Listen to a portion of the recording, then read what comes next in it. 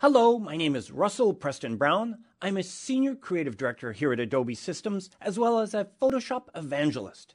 In this presentation, I'm going to discuss my 5 favorite new features found in Adobe Photoshop CS5. Now keep in mind, there's an enormous number of great new features found in CS5, and these are just a few of my favorites. Let's get started. Here, with one of my favorites is painting. There's a new painting engine here in Photoshop CS5. If I click here on my paintbrush and select the mixer brush, you're going to see some amazing things happen. Here you can see a preview of my brush here on the screen. And if I pick up my new art brush here from my Wacom tablet, you can see that I actually have a 3D preview as I rotate the barrel of this brush. I can then go in and start to paint, but not only just push colors around as I did in the past, but actually blend colors together with really great quality. Now in this project, John Derry started with this original photograph, and then using this new paint technology, he ended up with this final result. You can paint directly over a photograph, as in this case, or create your own original art.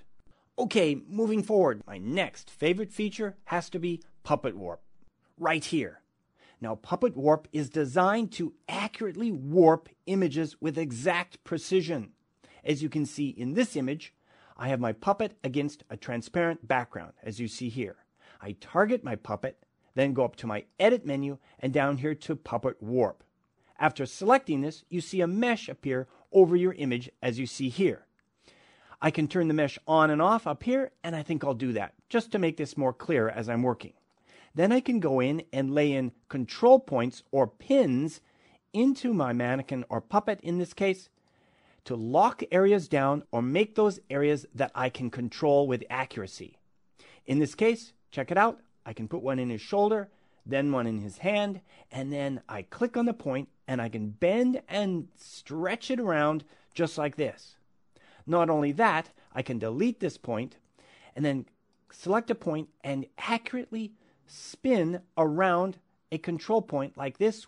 Let's rotate this down. Let's put an additional point right here. And then let's rotate this up like this. Because finally, I want to show you a great feature over here under Mode.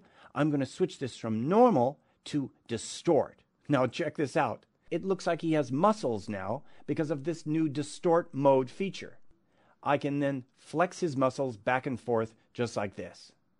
Now, of course, I've demonstrated this new feature on this puppet, but this new technology can be used on a variety of images where you need accurate control. Let's move on. I have to talk about this new feature called HDR Pro. Now, in HDR Pro, you can then merge together multiple images, in this case, 11 different exposures, combining those together to get the results you see here. Here we are inside the Merge to HDR Pro dialog. I can go up here to the top to start this off by selecting a preset. I want to demonstrate that I can go in and add a natural toning to my image, as you see here with one of my presets. Or I can even go in and add a very surreal quality, as in the case with my vibrant toning preset you see here. So you can see that there's a full range of possibilities when working with this new HDR Pro set of controls. One of the great new features that's really unique is the Remove Ghosts feature right here. Now in a project like this, each exposure was taken with a wave in a different position. And as you can see down here in this set of images, I can target the exact image or the exact wave in this case as I click here on one of them to get just the wave I wanted. Yes, that's the one with a little bit of a splash happening on this rock with the sun catching it just like that. That's great. So that's the new Remove Ghost feature, which then isolates a single frame as the master frame within your HDR image. That's an incredible feature. Okay, moving on, let's go to my next great feature. And that has to be the ability to make a really accurate mask and make it really easily. In this particular case, I want to mask out this horse. So I'm going to load in a quick mask selection that I made earlier, as you see here. And as you can see, it doesn't exactly select all of the horse's mane or of the horse's tail, the fine detail. So I'm going to start with a basic selection. Then I'm going to go over here and select my masking panel right here. Up here, I can then click on this icon to add the mask. And then finally, mask edge right here. That's where the new controls are. Because in these new controls, I can now paint in the areas of transition. What I'm looking at right now is the mask itself, as you see here. Showing you the mask is really going to show you how this works. Closing that down, I'm going to add a little bit of radius, the edge detection here, and I'm going to go in with this brush. This brush will then assign the area of transition. Notice how I just paint over this area where the mane is. Wow, check that out. Will that work on the tail? Let's give it a try. So I'm defining the areas of transition with a simple brush, and then the fine details seem to just emerge from nowhere. I can go back in and repair this just as easily, just like that. Let's finish that up. That looks great. And now let's export this mask. So down here, I want to add one more detail, a great new feature called Decontaminate Colors. You know, the fringe or colors that sometimes contaminate the edge of a selection, those can be removed quickly and easily. And not only that, I can create this into a new layer with that mask. I now click OK.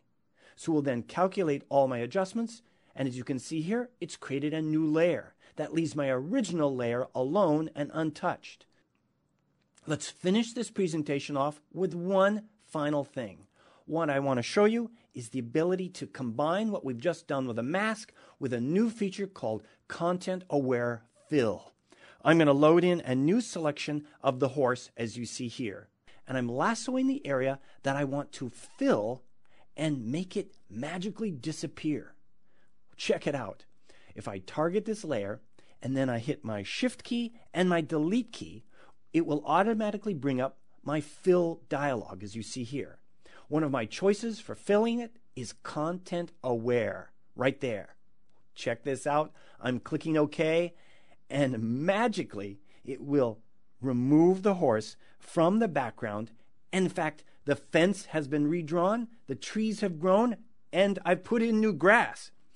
You just have to see that again. Command Z or Control Z to undo and undo. Amazing capabilities for Content Aware Fill. Combine that with the fact that we put this horse against a mask, select our horse with the Move tool, and then we can just move that horse into a new position within our entire photograph. Great, great capabilities. So you've just seen my 5 favorite features found here inside of Photoshop CS5. Give them a try.